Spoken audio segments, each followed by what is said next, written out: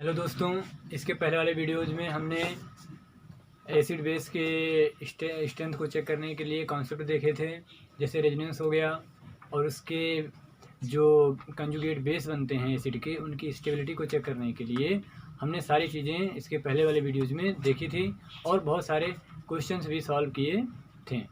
इस वाले वीडियो में हम लोग थोड़ा सा रेजोनेंस इफेक्ट को देखते हुए और भी एसिड बेस के कॉन्सेप्ट को आगे बढ़ाएंगे। तो हम शुरू करते हैं इस वीडियो को रेजोनेंस के कॉन्सेप्ट से, और यह रेजोनेंस का कॉन्सेप्ट हम लोग अब बेंजीन में देखेंगे। आइए देखते हैं। इसी चीज़ को आप एप्लीकेशन ऑफ इंडक्टिव इफेक्ट भी बोल सकते हैं। दोनों चीज़ें आपकी सेम हैं। आइए हम लोग देखते हैं कि रेजोनेंस बेंजीन रिंग में कैसे पार्टिसिपेट करता है और कहाँ कहाँ कैसे कैसे होता है।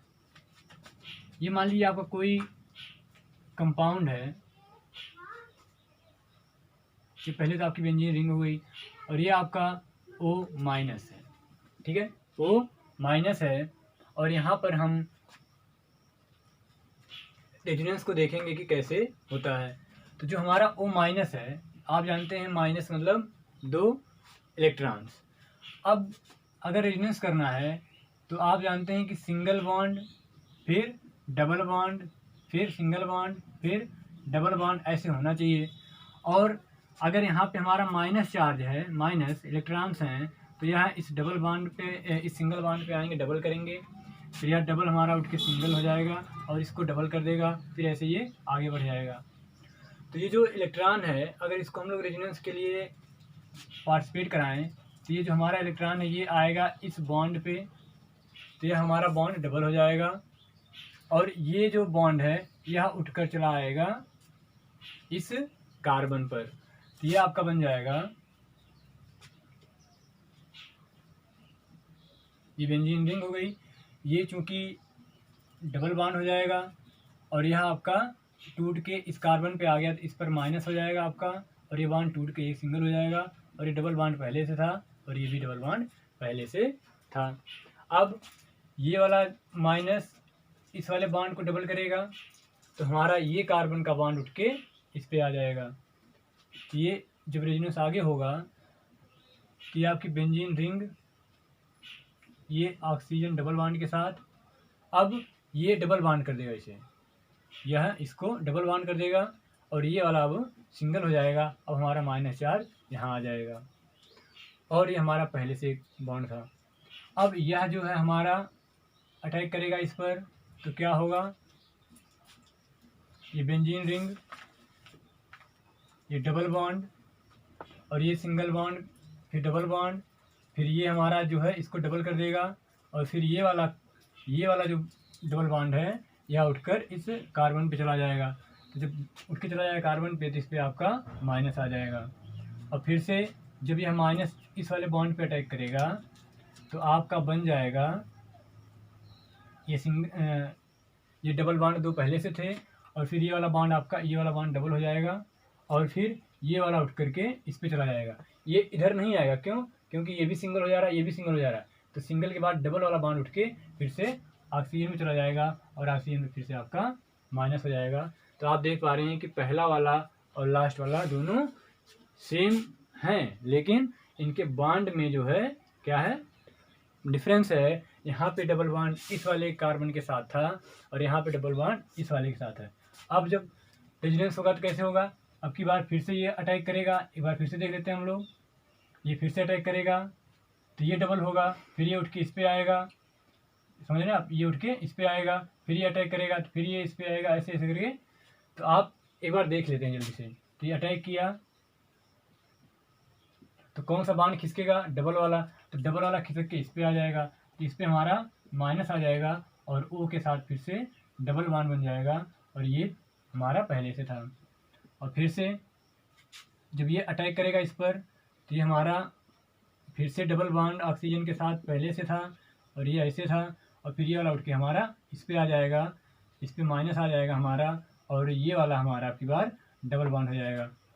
फिर ये माइनस जब अटैक करेगा इस पर, माइनस जब अटैक करेगा तो ये हमारा ऑक्सीजन डबल बॉन्ड के साथ था, ये वाला जिस पे अटैक किया ये डबल बॉन्ड हो जाएगा और ये वाला डबल बॉन्ड पहले से था, फिर ये वाला उठ करके हमारा इस पर चला जाएगा, तो इस पर हमारा माइनस आ जाएगा, और फिर से जब ये माइनस इस पर अटैक करेगा तो आपका बन जाएगा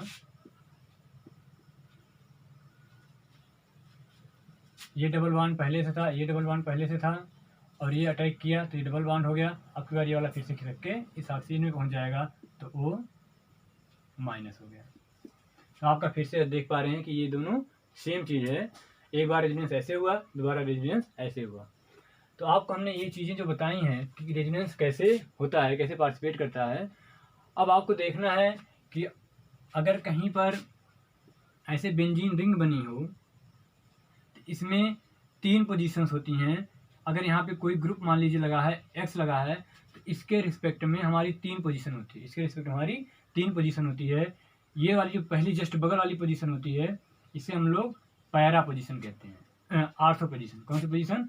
आर्थो कहते हैं। इस पोजीशन को आर्थो पोजीशन कहते हैं, और इस पोजीशन को भी आर्थो कहते हैं। और इसके दूसरे वाले पोजीशन को हम लोग मेटा कहते हैं, मेटा पोजीशन। और इधर से भी दूसरे वाले को मेटा कहते हैं। इधर से तीसरी और इधर से तीसरी वाली को हम लोग पैरा पोजीशन कहते हैं। तो आपकी 3 पोजीशंस हैं, 2 मेटा, जस्ट जहाँ पे ग्रुप लगा है जस्ट उसके बगल वाले कार्बन्स के पोजीशंस को हम लोग आर्थो, उसके आगे वाले कार्बन्स को मेटा, और सबसे लास्ट वाले को पैरा। तो आपको बताना है कि जो हमारा यहाँ पे रेजोनेंस हुआ है इतना लंबा चौड़ा, इसमें जो कार्बन है, कार्बन पे जो माइनस चार्ज है वह किस किस पोजीशन पर गया है। तो आप देखिए ध्यान से, इस वाले बॉन्ड के अनुसार, इस वाले ग्रुप के अनुसार हमारा ये आर्थो हो गया, ये आर्थो हो गया, ये मेटा हो गया, ये मेटा हो गया, ये पैरा हो गया। तो आप देख पा रहे हैं जब रिंग में माइनस आया, जब चार्ज रिंग में आया, माइनस आया, तो पहले कहाँ पे आया? आर्थो पे आया, फिर दोबारा मेटा पे आया, फिर तीसरी बार पैरा पे आया। तो आप देख पा रहे हैं कि आर्थो पे आया, फिर पैरा पे आया, फिर आर्थो पे आया, यही आर्थो है ना, फिर से आपका आर्थो पे आया, फिर से आपका पैरा पे आया, है ना। यानी जो फिर यहाँ पे देखिए आर्थो पे आया। तो रेजोनेंस में कौन कौन सी पोजीशंस पार्टिसिपेट करती हैं? आर्थो और पैरा। तो यहाँ पे स्टार बना के लिख लीजिए, यदि group are attached at ortho and para position, यदि स्पेलिंग पूरा लिख लीजिए, इफ ग्रुप्स या group are attached at ortho and para position, then it participates in resonance. यानी अगर आपका ग्रुप आर्थो और पैरा पे लगा हुआ है तब जाके हमारा रेजोनेंस होगा, मेटा पे रेजोनेंस नहीं होता। यानी रेजोनेंस इफेक्ट जो है केवल आर्थो और पैरा पे होता है। तो यहाँ पे लिख लीजिए, रेजोनेंस इफेक्ट आर्थो और पैरा पर होता है, मेटा पर नहीं होता, मेटा पर नहीं होता। उदाहरण लीजिए, आइए एक एग्जांपल देखते हैं। इस पर आपको आई इफेक्ट पढ़ाया गया है, ई इफेक्ट पढ़ाया गया है, और आर इफेक्ट को रेजोनेंस इफेक्ट कहेंगे। आपका क्वेश्चन है, आपको बताना है जल्दी जल्दी कि CH3 plus CH3 CH2 plus, हमें पता है ये क्वेश्चन आप कई बार देख चुके हो, लेकिन फिर से एक बार बताइए कि इसमें स्टेबिलिटी किसकी ज़्यादा है। और ये आपका पहला क्वेश्चन हो गया। दूसरा आपको बताना है कि ये आपके बेंजीन रिंग है CH2 प्लस, इसके बाद ये आपका है बेंजीन रिंग, यहाँ पे OH है और CH2 प्लस, और ये आपकी बेंजीन रिंग।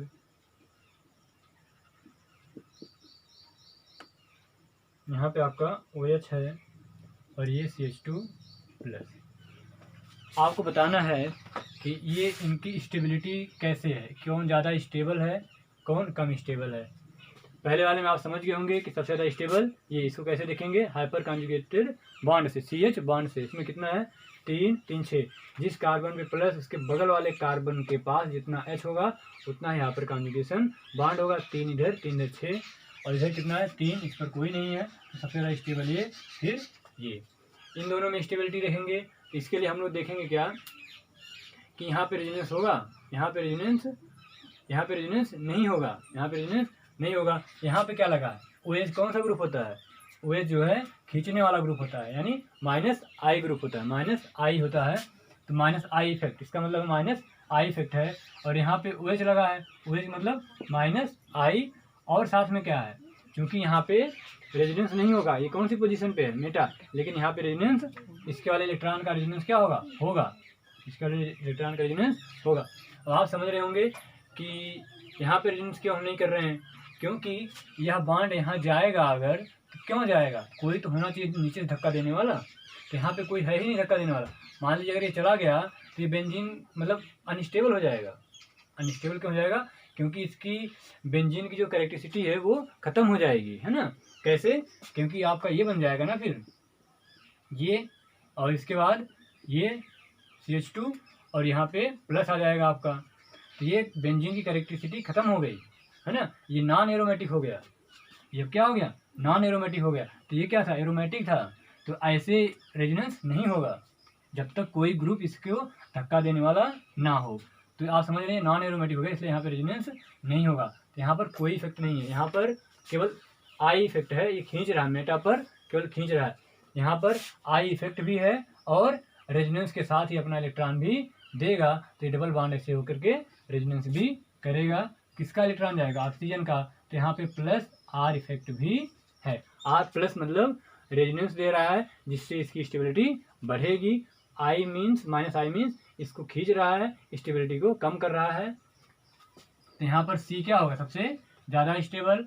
फिर कौन सा होगा, फिर A होगा, फिर कौन सा होगा, A होगा, फिर कौन सा होगा, B होगा सबसे कम स्टेबल। क्यों,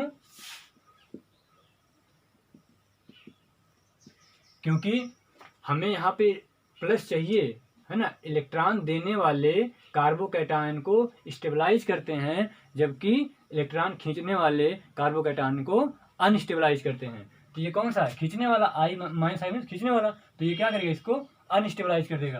तो इससे ज़्यादा स्टेबल ये है, क्योंकि इसमें खींचने वाला कोई नहीं लगा है, और इसमें खींचने वाला लगा है लेकिन रेजोनेंस देने वाला भी लगा है। तो वो जो रेजोनेंस देने वाला है ये ज़्यादा हावी है, ज़्यादा प्रभावी है, तो हमारा ये वाला सबसे ज़्यादा स्टेबल। फिर ए फिर बी। तो यहाँ पे लिख लीजिए स्टार बना के कि electron repelling groups stabilise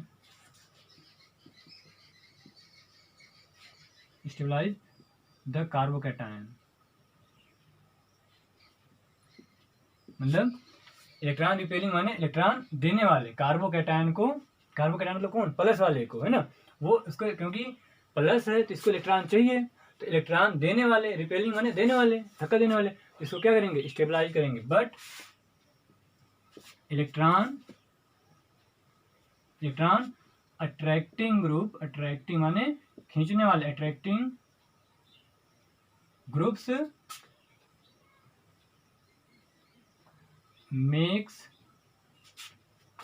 carbocation unstable. यानी अगर आपका इलेक्ट्रॉन खींचने वाला लगा है तो वह उसे अनस्टेबल कर देगा। अब इन दोनों में इसमें खींचने वाला नहीं लगा है और इसमें खींचने वाला लगा है, -I मीन्स खींचने वाला लगा है, तो ये क्या हो गया, अनस्टेबल हो गया इससे। तो ये ज़्यादा, ये कम स्टेबल, ये ज़्यादा स्टेबल। अब इसमें -I था और +R था, तो यहाँ पे आप लिख लीजिए स्टार बना के तीसरा वाला कि generally resonance effect is stronger than inductive effect.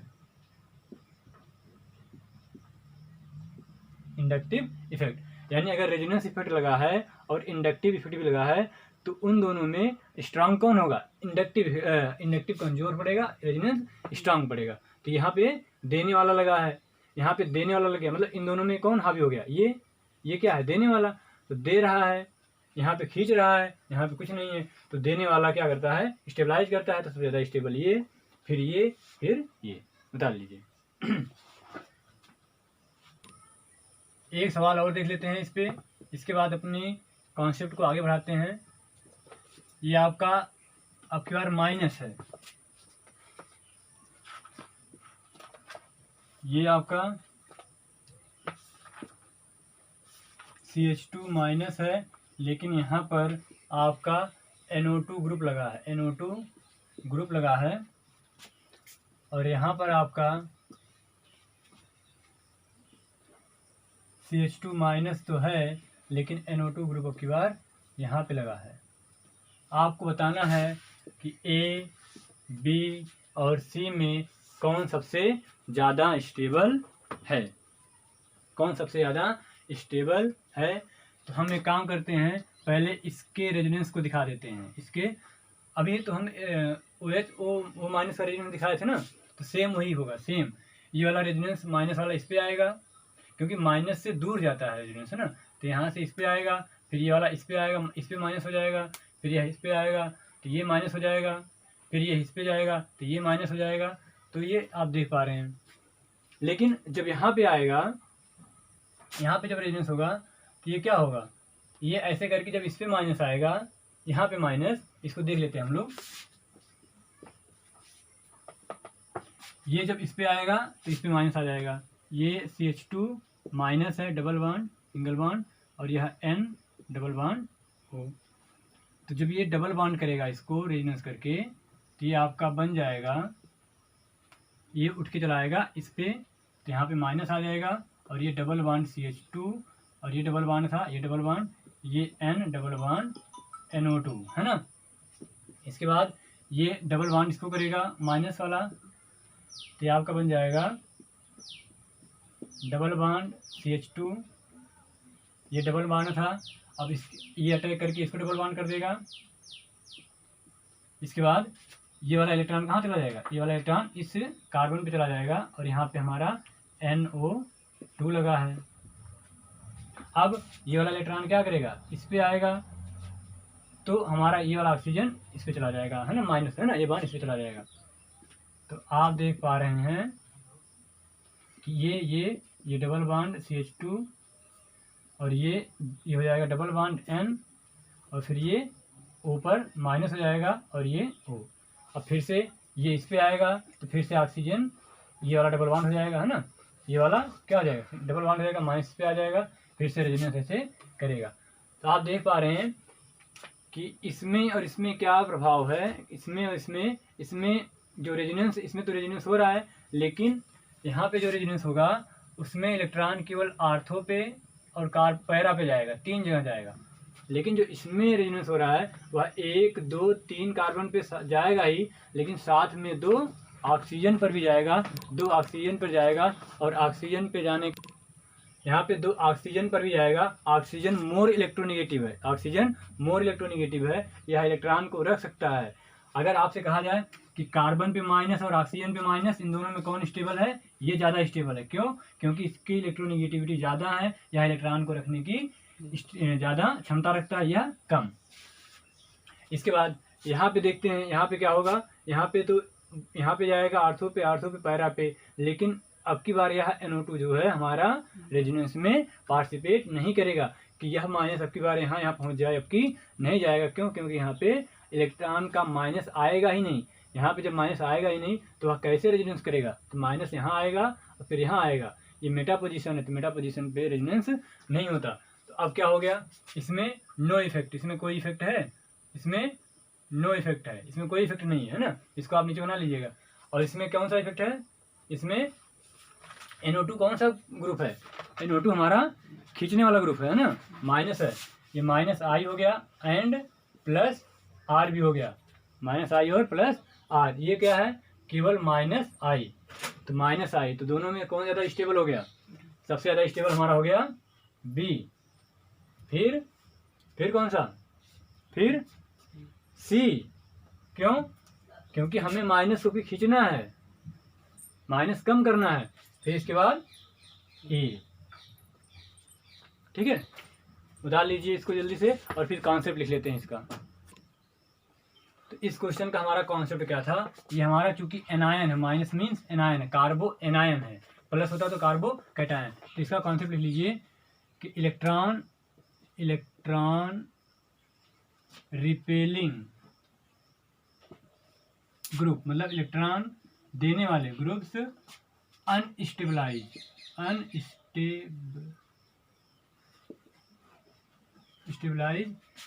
The कार्बो anion, मतलब कार्बो एनायन मतलब माइनस वाले को रिपेलिंग देने वाले क्या करेंगे, अनस्टेबलाइज करेंगे, लेकिन कार्बो कैटायन को ये स्टेबलाइज करते हैं। ठीक है, अगला इलेक्ट्रॉन अट्रैक्टिंग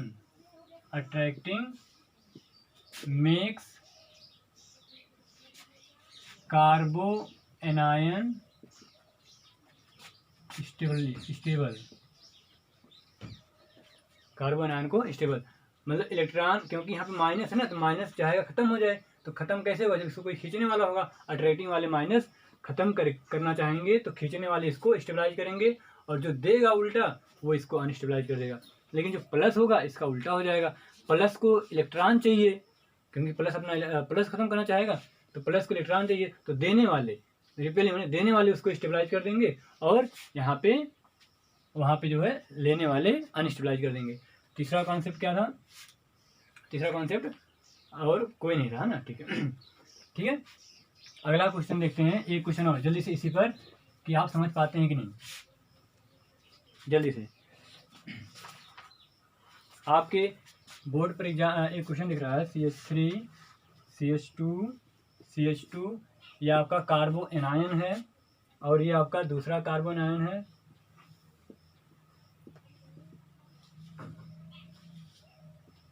और ये आपका तीसरा कार्बो एनायन है। आपको बताना है कि इन तीनों में सबसे ज़्यादा स्टेबिलिटी ऑर्डर बताना है कि सबसे ज़्यादा स्टेबल कौन है और सबसे कम कौन है। अब आप देख पा रहे हैं कि जो माइनस है, माइनस ये चाहेगा कि एनायन कम हो, यानी इसको खींचने वाले जो है इसको स्टेबलाइज करेंगे, तो यहाँ पे कोई खींचने वाला नहीं है, यहाँ पे फ्लोरीन तो है खींचने वाला, है ना, यहाँ पे क्लोरीन है खींचने वाला, तो ये तो सबसे कम स्टेबल हो गया, ये सबसे कम, क्योंकि कोई खींचने वाला ही नहीं है। यहाँ पे फ्लोरीन और क्लोरीन में सबसे ज़्यादा कौन खींचेगा, जिसकी इलेक्ट्रोनेगेटिविटी ज़्यादा होगी, फ्लोरीन की इलेक्ट्रोनेगेटिविटी ज़्यादा, तो इसलिए ये ज़्यादा खींचेगा, तो ये इसको ज़्यादा स्टेबलाइज करेगा, तो सबसे ज़्यादा स्टेबल बी वाला, और फिर इसके बाद सी वाला, तो ये स्टेबिलिटी ऑर्डर हो गया, स्टेबिलिटी ऑर्डर। क्यों? क्योंकि यह कम खींचेगा, कम स्टेबलाइज करेगा इन दोनों में, तो यह कम स्टेबल, लेकिन ए से तो ज़्यादा स्टेबल होगा, और ये सबसे ज़्यादा स्टेबल हो गया। आइए एक क्वेश्चन और देख लेते हैं फर्जीना इस पर, जल्दी से। आपका दिया गया है CH3 CH2 माइनस और CH3 CH2 माइनस और CH2 माइनस। अब की बार इन दोनों में केवल डिफरेंस ये है कि यह फ्लोरीन जस्ट एनायन के बगल वाले कार्बन पे लगा है, यहाँ पे तीसरे पे लगा है ना, पहला दूसरा तीसरे कार्बन लगा है। तो आपको बताना है कि अब की बार सबसे ज़्यादा स्टेबल कौन होगा, सबसे ज़्यादा स्टेबल कौन होगा। अब जो बगल में है वो क्या करेगा, ज़्यादा खींचेगा, तो वो ज़्यादा खींचेगा, ये आपका ए है, ये आपका बी है, ये आपका सी है, तो जो बगल में है वो सबसे ज़्यादा खींचेगा, तो सबसे ज़्यादा स्टेबल कौन, बी, फिर सी, और यहाँ पर कोई खींचने वाला नहीं है, तो सबसे कम स्टेबल, तो ये स्टेबिलिटी ऑर्डर हो गया। ठीक है, डाल लीजिए जल्दी से, बना लीजिए। आइए अगला कॉन्सेप्ट देखते हैं हम लोग। आपको बताना है कि इसमें कौन स्ट्रॉन्ग एसिड है, कौन वीक एसिड है। ये आप स्टार बना के हेडिंग के रूप में लिखिएगा अच्छे से। ये आपका HCH3 मतलब मीथेन है, इसके बाद HNH2 है, ये आपका अमोनिया है, HOH है आपका जल है और HF है। आपको बताना है कि इसमें कौन स्ट्रांग एसिड है, कौन वीक एसिड है। तो आप जानते हो कि हमारा HF अम्ल है, फिर ये है ना। ये आपका कॉन्सेप्ट हो गया बढ़िया से। इसको लिख लीजिएगा कि एसिडिक, ये कौन सा ऑर्डर है, एसिडिक ऑर्डर। मतलब मीथेन जो है बहुत ही कम वीक, बहुत ही वीक एसिड है, और अमोनिया और भी उससे स्ट्रांग एसिड है। मतलब अगर इन दोनों में देखा जाए तो मीथेन और अमोनिया में कौन एसिड है ज़्यादा स्ट्रांग? स्ट्रांग हमारा एसिड है अमोनिया, जबकि हम जानते हैं अमोनिया बेस होता है। बट जब हम इन दोनों का कंपेरिजन करेंगे तो यह हमारा वीक एसिड होगा, यह हमारा स्ट्रांग एसिड होगा। ये और स्ट्रांग एसिड होगा जल हमारा, ये और स्ट्रांग एसिड होगा, हम जानते हैं। तो इसका एनायन कैसे बनेगा? एनायन मतलब जब ये H+ दे देगा तो हमारा बचेगा CH3-, और यहाँ से जब दे देगा तो हमारा क्या बचेगा? NH2-। यहाँ से दे देगा तो क्या बचेगा? OH-। यहाँ से हमारा H दे देगा तो F-। ये F- है। तो आप बताइए कि इन दोनों में इसमें हमारा इन सबका ये क्या है? कॉन्जुगेट बेस है। ये एसिड से तो H+ निकाल देंगे तो हमारा कॉन्जुगेट बेस बनेगा। तो जो सबसे वीक एसिड होता है उसका कॉन्जुगेट सबसे स्ट्रांग होता है, उसका कॉन्जुगेट सबसे स्ट्रांग होता है। ये हमारा कौन सा ऑर्डर हो गया? बेसिक ऑर्डर हो गया। ये हमारा बेसिक, यानी CH3- बहुत ही स्ट्रांग बेस है। उतार लीजिए इसको। यहाँ पे जो हमने एसिडिक कैरेक्टर को बताया है कि कौन स्ट्रांग एसिड है या किसके बेसिस बताया है, यहाँ पे लिख लीजिए इलेक्ट्रोनिगेटिविटी के बेस पे। क्योंकि F- की इलेक्ट्रोनिगेटिविटी सबसे ज़्यादा है, O की उससे कम है, N की और कम है, कार्बन की और कम है। तो जिस पर इलेक्ट्रोनिगेटिविटी ज़्यादा वो माइनस आराम से रख सकता है, यानी ये हमारा सबसे ज़्यादा स्टेबल होगा। क्योंकि इस पर माइनस रह सकता है, इस पर और कम रह सकता है, इस पर और भी कम रह सकता है, इस पर सबसे कम रह सकता है। यानी सबसे ज़्यादा माइनस इस पर रह सकता है, यानी यह माइनस को हैंडल कर सकता है, यानी ये हमारा स्टेबल है। अगर ये स्टेबल है तो इसका जो एसिड होगा वो स्ट्रांग होगा। ये बहुत ही अनस्टेबल है, तो जिसका एनायन बहुत ही अनस्टेबल, वो बहुत ही ज़्यादा वीक एसिड होगा, बहुत ही ज़्यादा वीक एसिड। अगर इसकी स्टेबिलिटी को देखें हम लोग, तो हमारा स्टेबिलिटी क्या हो जाएगा? स्टेबिलिटी का ऑर्डर उल्टा हो जाएगा, स्टेबिलिटी का ऑर्डर उल्टा हो जाएगा। ये हमारा क्या है? स्टेबिलिटी है, स्टेबिलिटी मतलब ये ज़्यादा स्टेबल है, ये कम, ये कम, ये और कम। क्यों? कि तभी तो ये इसका बेस जो है वीक बेस बना और इसका एसिड कंजुगेट स्ट्रांग बना। अगला हमारा जो कॉन्सेप्ट हम लोग बढ़ रहे हैं, देखते रहिएगा। देखिए हम कुछ रिएक्शंस लिख रहे हैं, आपको बताना है कि इनमें से कौन सी रिएक्शंस होंगी और कौन सी रिएक्शंस नहीं होंगी। आइए, आपका है HCl + H2O, यह रिएक्शन होगी कि नहीं होगी? NH3 + H2O, यह रिएक्शन होगी कि नहीं होगी? इसके बाद CH3- + H2O, यह रिएक्शन होगी कि नहीं होगी?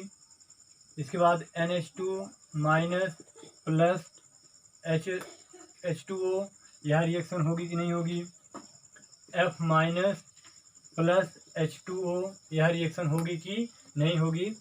और आइए देख लेते हैं इसको मिटा के।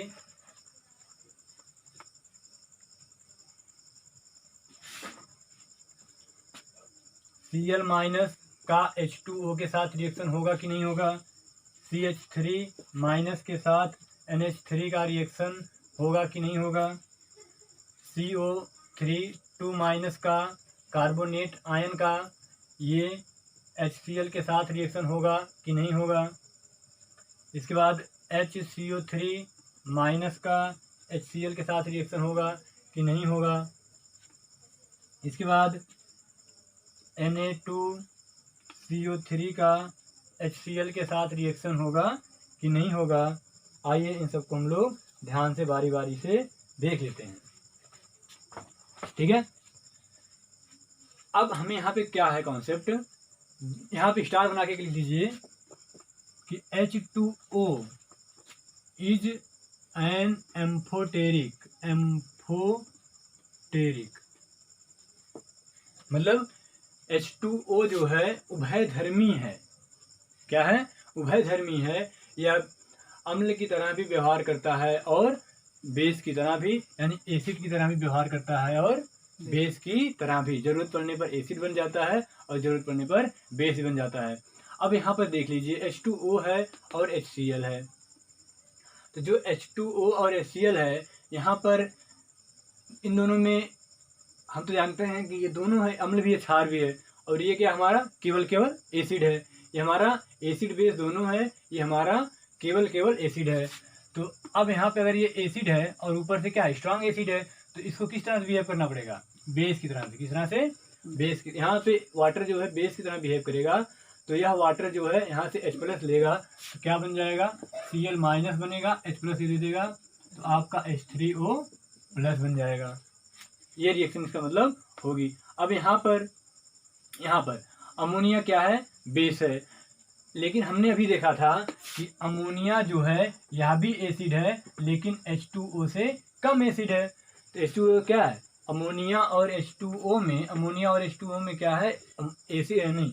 अमोनिया और H2O में हमारा H2O स्ट्रांग एसिड है। यानी ये हमारा यहाँ पे कैसे बिहेव करेगा? ये एसिड की तरह बिहेव करेगा और ये किस तरह से? बेस की तरह से। तो ये क्या करेगा? अपना H+ दे देगा तो क्या बन जाएगा? NH4+ और OH बन जाएगा। NH4+ OH या NH4OH बन जाएगा, है ना। अब यहाँ पे देखिए CH3- है। CH3- है। एक बहुत ही स्ट्रांग बेस है। ये क्या है? बहुत ही स्ट्रांग बेस है। और H2O क्या है? एक एसिड है। ये क्या है? एसिड है। क्यों? क्योंकि आपको जो कॉन्सेप्ट लिखना है वो कॉन्सेप्ट पहले स्टार बना के लिख लीजिए, उसके बाद एग्जाम्पल लिख लीजिए। कॉन्सेप्ट लिखिए नीचे आप कि एक स्ट्रांग एसिड अपने से वीक एसिड को H+ यानी प्रोटॉन देता है। ये आपका कॉन्सेप्ट है कि एक स्ट्रांग एसिड अगर होगा तो वह अपने से वीक एसिड को H+ देगा, यानी स्ट्रांग एसिड है आपका एक, ठीक है, और प्लस क्या है? वीक एसिड है। आपके स्ट्रांग एसिड और वीक एसिड हैं, दो आपस में रिएक्शन कर रहे हैं। तो जो ये दोनों हैं उसमें फाइनली क्या होगा? जो हमारा स्ट्रांग एसिड है वह एसिड की तरह बिहेव करेगा और जो हमारा वीक एसिड है वो हमारा बेस की तरह बिहेव करेगा। तो उस तरह से क्या करेगा? बेस की तरह बिहेव करेगा। जो स्ट्रांग एसिड होगा वह अपने से वीक एसिड को H+ यानी प्रोटॉन देगा, यानी वह एसिड की तरह बिहेव करेगा। अगर ये प्रोटॉन ले रहा है जिसका मतलब ये बेस की तरह से बिहेव करेगा, ठीक है। तो ये आपका कॉन्सेप्ट होगा, ठीक है। अब यहाँ पे देख लीजिए सेम कॉन्सेप्ट वही है। हमारा H2O हमने देखा अभी एसिड है, बट H2O हमारा HCl से वीक एसिड है। अगर वीक एसिड है तो ये प्रोटॉन को एक्सेप्ट करेगा और ये स्ट्रांग वाला प्रोटॉन देगा। यहाँ पे क्या हुआ? H2O और NH3 में H2O हमारा अभी देखा हमने स्ट्रांग एसिड था और अमोनिया वीक एसिड था। तो H2O क्या करेगा? अपना H इसे दे देगा तो अमोनियम बन जाएगा और OH- बन जाएगा। स्ट्रांग एसिड था, इसने वीक एसिड को अपना H दे दिया। यहाँ पे देखिए, यहाँ पे क्या है? ये क्या है? वीक एसिड का कॉन्जुगेट बेस है। ये वीक एसिड का क्या है? कॉन्जुगेट बेस है। तो अगला कॉन्सेप्ट यहाँ पे आपका हो जाएगा, इसको भी लिख लीजिए आप साथ में, ठीक है, कि हमारा स्ट्रांग एसिड अगर है तो वह एसिड की तरह बिहेव करेगा, वीक एसिड है तो हमारा बेस की तरह बिहेव करेगा। अगला कॉन्सेप्ट है एक स्ट्रांग एसिड अपने से वीक एसिड के कॉन्जुगेट बेस को H+ यानी प्रोटॉन देता है, प्रोटॉन देता है। यानी एक स्ट्रांग एसिड अगर है तो वह अपने से वीक एसिड के कॉन्जुगेट बेस को प्रोटॉन देगा। तो आपका दूसरा कॉन्सेप्ट था कि एक स्ट्रांग एसिड है तो वह अपने से वीक एसिड के कॉन्जुगेट बेस को, आप समझ रहे हैं, अगर वीक एसिड है तो उसका कॉन्जुगेट बेस क्या होगा, स्ट्रांग होगा, उसे क्या देगा, प्रोटॉन देगा। लेकिन एक वीक एसिड अपने से स्ट्रांग एसिड के कॉन्जुगेट बेस को प्रोटॉन नहीं दे सकता, अपने वीक प्रोटॉन नहीं दे सकता। यह आपका कॉन्सेप्ट है, इसको लिख लीजिए 3 कॉन्सेप्ट, ठीक है। इसी कॉन्सेप्ट के बेस पे आपको ये सारे एग्जाम्पल्स करने हैं। देखिए कितनी अच्छे एग्जाम्पल्स हैं। आपको रिएक्शन कैसे ध्यान रखना है, कैसे याद रखना है, बस छोटे छोटे कॉन्सेप्ट हैं। क्या कि स्ट्रांग एसिड अपने से वीक एसिड को प्रोटॉन देगा। अगर स्ट्रांग एसिड, दो एसिड का रिएक्शन हो रहा है आपस में, 2 एसिड का रिएक्शन हो रहा है, तो जो स्ट्रांग एसिड होगा वह एसिड की तरह बिहेव करेगा और जो वीक एसिड है वो बेस की तरह बिहेव करेगा। अगला कॉन्सेप्ट है कि स्ट्रांग एसिड अपने से वीक एसिड के कॉन्जुगेट बेस को प्रोटॉन देगा। अब इसी 3 कॉन्सेप्ट के बेस पे आप इन सारे क्वेश्चंस को कर लीजिए। आप इसको लिख लिए होंगे, आइए देखते हैं। देखिए अगला क्या है, ये CH3 माइनस है, CH3 माइनस है, तो आप बताइए ये किसका बेस है, किसका कॉन्जुगेट बेस है। कॉन्जुगेट बेस निकालने के लिए आप इसको H प्लस दे देंगे, तो ये क्या बन जाएगा, CH4। यानी ये मेथेन है और ये क्या है आपका, वाटर है। ये मेथेन का कॉन्जुगेट बेस है। चूंकि हम जानते हैं कि मेथेन हमारा वाटर से कम एसिडिक होता है, हमारा वाटर ज़्यादा एसिडिक है, तो यानी हमारा ये क्या हो गया, स्ट्रांग एसिड हो गया। किससे, मेथेन से। तो स्ट्रांग एसिड अपने से वीक एसिड के कॉन्जुगेट बेस को प्रोटॉन दे देगा। यानी ये स्ट्रांग हो गया, ये वीक का कॉन्जुगेट बेस है, तो इसे दे देगा H प्लस, तो क्या बन जाएगा, मीथेन बन जाएगा, और यहाँ से आपका OH माइनस बन जाएगा। ठीक है, यहाँ पे क्या है, ये आपका कॉन्जुगेट बेस किसका है, NH2 माइनस है, तो कॉन्जुगेट बेस निकालने के लिए हम किसका है, H प्लस देंगे, तो आपका क्या बन जाएगा, NH3। यानी ये NH3 का कॉन्जुगेट बेस है। आप जानते हैं कि जो NH3 होती है हमारी अमोनिया, ये वाटर से कम एसिडिक होता है। वाटर स्ट्रांग एसिड है, अमोनिया से वाटर स्ट्रांग एसिड है। तो अगर अमोनिया वाटर से स्ट्रांग एसिड है तो वाटर जो है अपने से वीक एसिड के कॉन्जुगेट बेस को H प्लस प्रोटॉन दे देगा। ये बन जाएगा हमारा NH3 और OH माइनस। यहाँ पे देखिए, यहाँ पे आप देखिए, थोड़ा सा समझिए, आप समझ पाते हैं कि नहीं। F माइनस किसका बेस है, किसका बेस है, F माइनस अगर आप निकालेंगे कि यह किसका कॉन्जुगेट बेस है, तो आप इसको H प्लस देंगे, तो ये आपका बन जाएगा HF। क्या बन जाएगा, HF बन जाएगा। अर्थात HF जो है इसका कॉन्जुगेट बेस आपका F माइनस है। इसकी रिएक्शन किसके साथ हो रही है, HF की रिएक्शन हो रही है वाटर के साथ। हम जानते हैं HF is a strong acid as compare to water. HF हमारा जो है स्ट्रांग एसिड है, यानी हमारा वाटर क्या हो गया, वीक एसिड हो गया। तो ये वीक एसिड हो गया और ये क्या है, स्ट्रांग एसिड का कॉन्जुगेट है, तो हमारा यहाँ पे रिएक्शन नहीं होगा। क्यों, क्योंकि हमारा स्ट्रांग एसिड अपने से वीक एसिड के कॉन्जुगेट बेस को प्रोटॉन देगा। यहाँ पे क्या हो रहा है, हमारा वीक एसिड अपने से स्ट्रांग एसिड के कॉन्जुगेट बेस को प्रोटॉन देने की कोशिश कर रहा है, इसलिए ये रिएक्शन नहीं होगी। अगर यहीं पे OH माइनस और प्लस HF होता तो बड़े आराम से रिएक्शन हो जाती। क्यों, क्योंकि ये जो OH माइनस है यह किसका कॉन्जुगेट बेस है, वाटर का, और वाटर है क्या, इससे वीक एसिड है, और वीक एसिड के कॉन्जुगेट बेस को स्ट्रांग वाला अपना H प्लस प्रोटॉन दे देगा। अगले कॉन्सेप्ट को देखिए, या अगले क्वेश्चन को देखिए। अब Cl माइनस किसका कॉन्जुगेट बेस होगा, इसको Cl माइनस को आप H प्लस देंगे तो आप समझ जाएंगे कि यह किसका कॉन्जुगेट बेस है, HCl का। तो HCl का है, HCl और वाटर में दोनों में कौन स्ट्रांग एसिड है, हमारा HCl है। यानी जो हमारा Cl माइनस है यह एक स्ट्रांग एसिड का क्या है, कॉन्जुगेट बेस है, और H2O क्या है, एक वीक एसिड है। तो इसका मतलब यहाँ से भी रिएक्शन नहीं होगी, क्योंकि वीक एसिड अपने से स्ट्रांग एसिड के कॉन्जुगेट बेस को प्रोटॉन देने की कोशिश कर रहा है, यहाँ पे रिएक्शन नहीं होगी।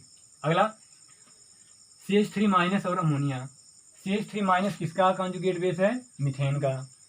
और हम जानते हैं कि मीथेन जो है अमोनिया से कम एसिडिक होता है, यानी अमोनिया हमारा मीथेन से ज़्यादा स्ट्रांग एसिड है।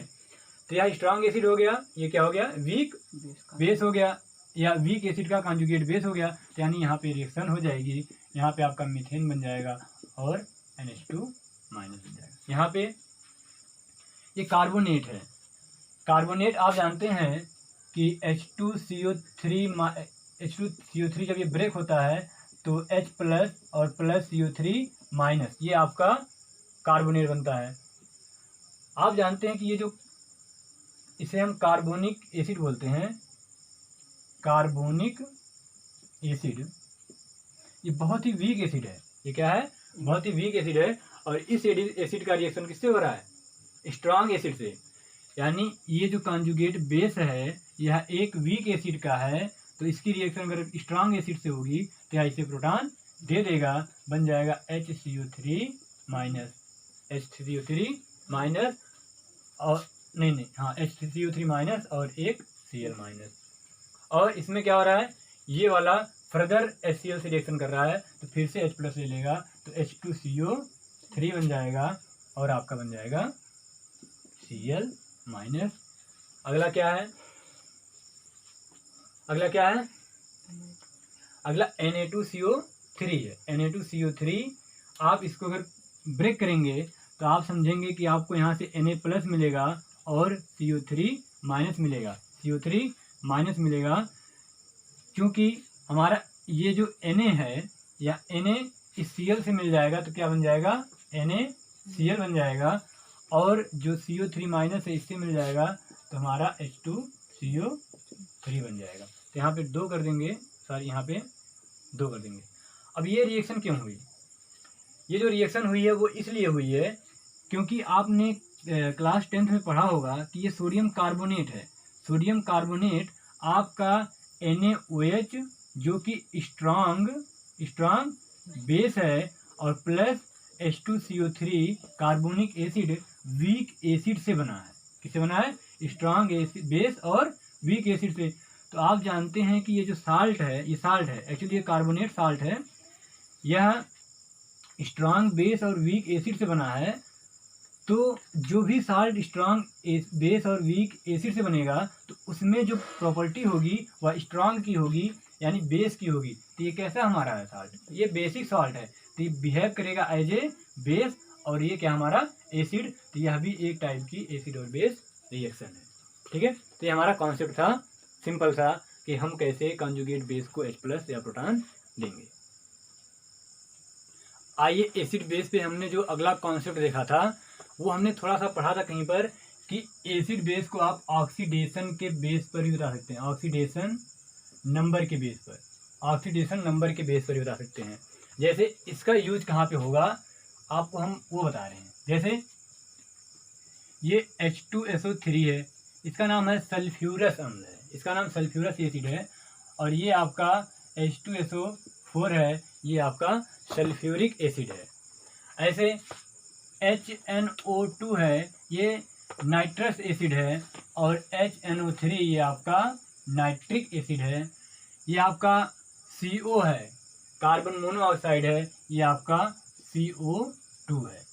तो आपको बताना है कि इन सब में कौन स्ट्रांग एसिड है। आप बचपन से देख रहे हो कि H2SO4 is a strong acid, HNO3 is a strong acid, HCl is a strong acid.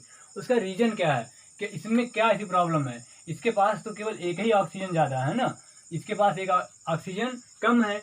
बाकी ये भी 2 H प्लस दे सकता है, यह भी 2 H प्लस दे सकता है, यह भी 1 H प्लस दे सकता है, ये भी 1 दे सकता है ना। लेकिन इनमें प्रॉब्लम क्या है कि यह स्ट्रांग एसिड और यह वीक एसिड है। इसको हम लोग कंपेयर करेंगे ऑक्सीडेशन नंबर से, ऑक्सीडेशन नंबर से। ऑक्सीडेशन नंबर अगर आपको निकालना आता होगा तो ठीक है, नहीं हम जरा सा बता रहे हैं। इस H2SO3 का ऑक्सीडेशन नंबर, हमें इस सल्फर का ऑक्सीडेशन नंबर निकालना होता है। तो सल्फर का ऑक्सीडेशन निकालेंगे नंबर, तो जो ये H प्लस हाइड्रोजन है, हाइड्रोजन की वैलेंसी कितनी होती है? 1।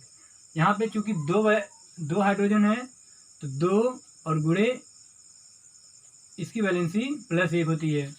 और प्लस जिसकी ऑक्सीडेशन नंबर निकालनी होती है उसको हम मान लेते हैं x प्लस यहाँ पे ऑक्सीजन की वैलेंसी -2 होती है -2। तो इसको आप क्या करें, क्योंकि जो हाइड्रोजन है यह इलेक्ट्रॉन निकालता है और जो ऑक्सीजन है इलेक्ट्रॉन लेता है, तो लेता है तो माइनस है, जो देता है वो प्लस है।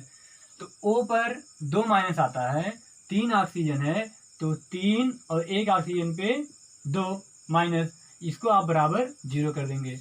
इसको जब सरल करेंगे आप तो यह आएगा 2 + x -6 बराबर 0। तो यहाँ से आपका x बराबर आ जाएगा +4। क्या आ जाएगा? +4। आप ध्यान दीजिए, ऑक्सीडेशन स्टेट को नंबर को आप प्लस और माइनस के साथ लिखेंगे, केवल प्लस या केवल 4 नहीं लिखेंगे, उसके साथ प्लस भी लिखेंगे। तो यहाँ पर हमारी ऑक्सीडेशन नंबर +4 आई। ऐसे इसका निकालेंगे तो हाइड्रोजन का +1, 2 हाइड्रोजन तो +2, 1 ऑक्सीजन का -2, 4 ऑक्सीजन का 4 दूनी 8 -8। तो ये हो जाएगा इसका +2 सल्फर का निकालना है तो +x, और ऑक्सीजन का 4 ऑक्सीजन है, 1 ऑक्सीजन का -2 बराबर 0। ये +2 + x -4 दूनी 8 बराबर 0, x बराबर +6 आएगा। तो यहाँ पे सल्फर की ऑक्सीडेशन स्टेट आई +6। तो हमने जब एसिड बेस को कंपेयर करने के लिए एक कॉन्सेप्ट बताया था कि जैसे जैसे आपका ऑक्सीडेशन नंबर बढ़ेगा वैसे वैसे आपकी एसिडिक कैरेक्टर भी बढ़ेगी, यानी एसिडिक स्ट्रेंथ भी बढ़ेगा। तो आप देख पा रहे हो ऑक्सीडेशन नंबर किसका ज़्यादा है, इसका, इसलिए ये हमारा क्या है? स्ट्रॉन्ग एसिड है। ये क्या है? स्ट्रॉन्ग एसिड है। ऐसे HNO2 में निकालेंगे तो H का +1, 1 ऑक्सीजन का -2, 2 ऑक्सीजन है तो -4, -4 में से 1 घट जाएगा, कितना बचेगा? -3, जो उधर जाएगा +3 हो जाएगा। यहाँ पे निकालेंगे 3 दूनी 6, -6 में से +1 घट जाएगा तो बचेगा -5, जो उस साइड जाएगा +5 हो जाएगा। तो आप समझ पा रहे हैं कि इन दोनों में कौन स्ट्रॉन्ग एसिड है? HNO3। यही रीजन है यहाँ पे किस बेसिस पे हम कर रहे हैं, एसिडिक ऑक्सीडेशन नंबर के बेसिस पे। यहाँ पे आप निकालिए कार्बन की ऑक्सीडेशन स्टेट कितनी होगी? 1 ऑक्सीजन है तो 1 ऑक्सीजन का -2, उधर जाएगा तो +2। यहाँ पे 2 ऑक्सीजन है, 1 ऑक्सीजन का -2, 2 का -4, उधर जाएगा तो +4। तो आप बताइए इसमें से कौन स्ट्रॉन्ग एसिड है? CO2। ये हमारा एसिडिक ऑर्डर है। ठीक है, ऑक्सीडेशन स्टेट आप कैसे निकालेंगे इसको साइड में लिख लीजिए। और ये हमारा H2SO3 का था, नीचे स्टार बना के लिख लीजिए कि इस कॉन्सेप्ट को हमने किस बेसिस पे बताया है? ऑक्सीडेशन नंबर के। किस नंबर पे? ऑक्सीडेशन नंबर इंक्रीजेज, है ना? ऑक्सीडेशन नंबर इंक्रीजेज देन आपकी एसिडिक कैरेक्टर भी क्या होगी? इंक्रीज होगी, बढ़ेगी। ये आपका कॉन्सेप्ट है जो कि हमने पहले ही वीडियो में देखा था, उस पे बेसिस ये आपके एग्जाम्पल्स हैं, बता लीजिए। अगला आपके हैं नाइट्रोजन के ऑक्साइड्स। नाइट्रोजन के जितने ऑक्साइड हो रहे हैं हम उनको लिख रहे हैं। इसका नाम है नाइट्रस ऑक्साइड, इसको लाफिंग गैस बोलते हैं। इसके बाद इसका नाम है NO, इसका नाम भी नाइट्रिक ऑक्साइड है, इसका नाम नाइट्रिक ऑक्साइड है। इसके बाद है आपका N2O3, नाइट्रोजन ट्राई ऑक्साइड बोल सकते हैं आप इसको। अगला आपका है N2O5 नाइट्रोजन पेंटा ऑक्साइड। आपको इसमें बताना है कि किसकी एसिडिक कैरेक्टर ज़्यादा है। तो किसकी एसिडिक कैरेक्टर ज़्यादा है? तो यहाँ पे जब आप ऑक्सीडेशन स्टेट नाइट्रोजन की निकालेंगे तो माइनस, यहाँ पे नाइट्रोजन का मानेंगे x, क्योंकि 2 नाइट्रोजन तो 2x, और ऑक्सीजन का आपका -2 होता है बराबर 0। तो यहाँ से आपका जाएगा ये उधर होके +1 हो जाएगा। यहाँ पे नाइट्रोजन की ऑक्सीडेशन स्टेट +1 है, यहाँ पे ऑक्सीजन -2 होता है, उधर जाएगा तो +2। यहाँ पे ऑक्सीजन -2 होता है, 3 दूनी 6, -6 से 2 डिवाइड होगा तो +3 आएगा। और ये 5 दूनी 10, 10 में 10 जो है 2 से डिवाइड होगा तो +5 आएगा। तो यहाँ पे ऑक्सीडेशन स्टेट आप देख रहे हैं बढ़ रही है, तो एसिडिक कैरेक्टर भी क्या होगी आपकी, इंक्रीज होगी। ये आपका एसिडिक ऑर्डर है। ठीक है, ऐसे ही आप देख लीजिए SO2 और SO3 में कौन स्ट्रांग एसिड है, कौन स्ट्रांग एसिड है।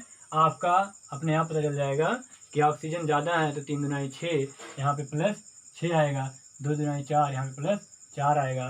तो ये आपका ये है। ठीक है, तो आप सब देख लिए SO2 में और SO3 में कौन स्ट्रांग एसिड है, CO और CO2 में कौन स्ट्रांग एसिड है, सबको आप देख लिए हैं। बहुत ही इंपॉर्टेंट है ये सभी, बहुत ही इंपॉर्टेंट है। किसके बेसिस पे उन्होंने बताया, पूरा कॉन्सेप्ट ये पूरा था हमारे ऑक्सीडेशन नंबर के बेस पे। अगर ऑक्सीडेशन नंबर इंक्रीज होगा तो हमारा एसिडिक कैरेक्टर भी इंक्रीज होगा। आइए हम अगले कुछ क्वेश्चंस को देखते हैं और आप समझ गए होंगे पूरे कि क्या क्या चल रहा है, कैसे कैसे चल रहा है। बहुत इंपॉर्टेंट चीज़ें बता रहे हैं हम आपको, बहुत ही इंपॉर्टेंट चीज़ें। आइए देखते हैं क्वेश्चन, फटाफट बताइए। CH3 CH2OH CH2F CH2OH, फिर इसके बाद आपका है CHF2 CH2OH, इसके बाद आपका है CF3 CH2OH। आपको इसमें बताना है कि कौन स्ट्रांग एसिड है, कौन वीक एसिड है। तो आप समझ रहे होंगे कि अगर ये H+ देगा तो इस पर क्या बचेगा, माइनस आएगा, इस पर माइनस आएगा, O पर यहाँ पर ही माइनस आएगा, यहाँ पर ही माइनस आएगा, यहाँ पर ही माइनस आएगा। तो यहाँ पे आप देख रहे हैं ये प्लस आई इफेक्ट है, यहाँ पे क्या है, प्लस आई इफेक्ट। ये देने वाले हैं, ये सभी क्या है, देने वाले हैं। यहाँ पे माइनस आई इफेक्ट है, यहाँ पे 2 माइनस आई इफेक्ट है ना, खींचने वाले। और यहाँ पे 3 फ्लोरीन लगा है तो तीनों खींचेंगे। तो हम चाहते हैं कि एनायन जो हमारा बने वह उस माइनस को खींचे, उस माइनस को खींचे। तो ये हमारा सबसे स्ट्रांग होगा, फिर ये होगा, फिर ये होगा। ठीक है, इसको हमने किस बेसिस बताया, आई इफेक्ट के बेसिस, है ना, on basis of I effect. ठीक है, ये एसिडिक कैरेक्टर हो गया। ठीक है, क्यों, क्योंकि जो हमारा एनायन बनेगा वह स्टेबल होगा, क्योंकि इसके माइनस को ये खींच रहे हैं। और हमें एनायन जितना ज़्यादा स्टेबल उतना ही स्ट्रांग एसिड। अगला हमारा बताना है NO2 CHOH FCH2OH और Cl CH2OH। यहाँ पे इनको बताना है। तो आप जानते हो जो हमने आई इफेक्ट पढ़ाया था, तो माइनस आई इफेक्ट में NO2 का ज़्यादा था, फिर फ्लोरीन का था, फिर क्लोरीन का था। तो ये हमारा एसिडिक कैरेक्टर, वो आपको याद कर लेना जो बताए थे। तो NO2 का आई इफेक्ट बहुत ही ज़्यादा होता है।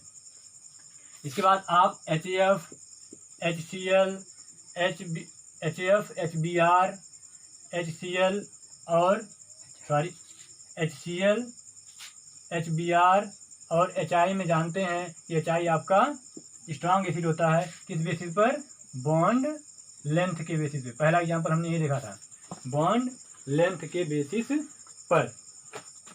ठीक है, इसके बाद अगला देख लेते हैं हमारा H2O और H2S और H2Se और H2 टेलुरियम। ये हमने ऑक्सीजन के पूरे फैमिली को लिख दिया है, ऑक्सीजन, सल्फर, सेलेनियम और टेलुरियम। तो यहाँ पे क्या होगा, स्ट्रांग एसिड यही होगा जैसे ये सेम। कौन सा इफेक्ट, बॉन्ड लेंथ। ये सेम ग्रुप के हैं तो इनकी साइज बढ़ रही है, साइज बढ़ रही है तो एसिडिक कैरेक्टर भी बढ़ता चला जाएगा। और जो स्ट्रांग एसिड है वो आपको नीचे मिलेगा और वीक एसिड आपको ऊपर मिलेगा। एक अगला कॉन्सेप्ट बढ़िया है कि वाटर और अल्कोहल में कौन ज़्यादा एसिडिक है, वाटर और अल्कोहल में कौन ज़्यादा एसिडिक है। तो वाटर को लिख देते हैं हम HOH और अल्कोहल को लिख देते हैं ROH। ये आपका क्या है, अल्कोहल। आपको इन दोनों में बताना है कि कौन स्ट्रांग एसिड है, कौन स्ट्रांग एसिड है। तो आप यहाँ पे देखें R क्या कर रहा है, R क्या कर रहा है, इलेक्ट्रॉन दे रहा है, इलेक्ट्रॉन दे रहा है। तो इसको एनायन को बना लें पहले, OH माइनस बनेगा और ये RO माइनस बनेगा। तो चूंकि हमारा ये माइनस है तो हमें चाहिए कि ये माइनस क्या हो, हमारा डिक्रीज हो, लेकिन यहाँ पे आर क्या कर रहा है, इस माइनस को दे करके और इंक्रीज कर रहा है, इस माइनस को और इंक्रीज कर रहा है, तो हमारा क्या है, और ही अनस्टेबल है। तो ये क्या हमारा, ये क्या हमारा ज़्यादा स्टेबल है, ये क्या है, ज़्यादा स्टेबल है। तो ये ज़्यादा स्टेबल है ना, ये कौन सा ऑर्डर है, स्टेबल वाला, स्टेबिलिटी वाला है ना, ये क्या है, स्टेबिलिटी ऑर्डर है ना। तो अगर ये ज़्यादा स्टेबल है तो ये क्या होगा, वीक बेस होगा, ये क्या होगा, वीक बेस होगा, ये क्या होगा, वीक बेस होगा। जो ज़्यादा स्टेबल वो वीक बेस है ना, लेकिन ये जिसका एसिड, जिसका बेस है वो क्या होगा, स्ट्रांग एसिड होगा, है ना, ये इसका बेस है ना। तो अगर एनायन ज़्यादा स्टेबल तो जो एसिड है वो स्ट्रांग होगा, एनायन ज़्यादा स्टेबल तो एसिड स्ट्रांग, तो हमारा वाटर क्या होता है, ज़्यादा एसिडिक होता है। ठीक है, तो स्टाफ बना के लिख लीजिए, water is more acidic then किसके, अल्कोहल के। ठीक है, कहाँ से, यहाँ केवल हमने क्या इफेक्ट देखा है, कैसे, कहाँ से, यहाँ लिख लीजिएगा आई इफेक्ट से, है ना, इसमें आई इफेक्ट है, इसमें कोई इफेक्ट नहीं था, इसलिए हमारा वाटर ज़्यादा एसिडिक है।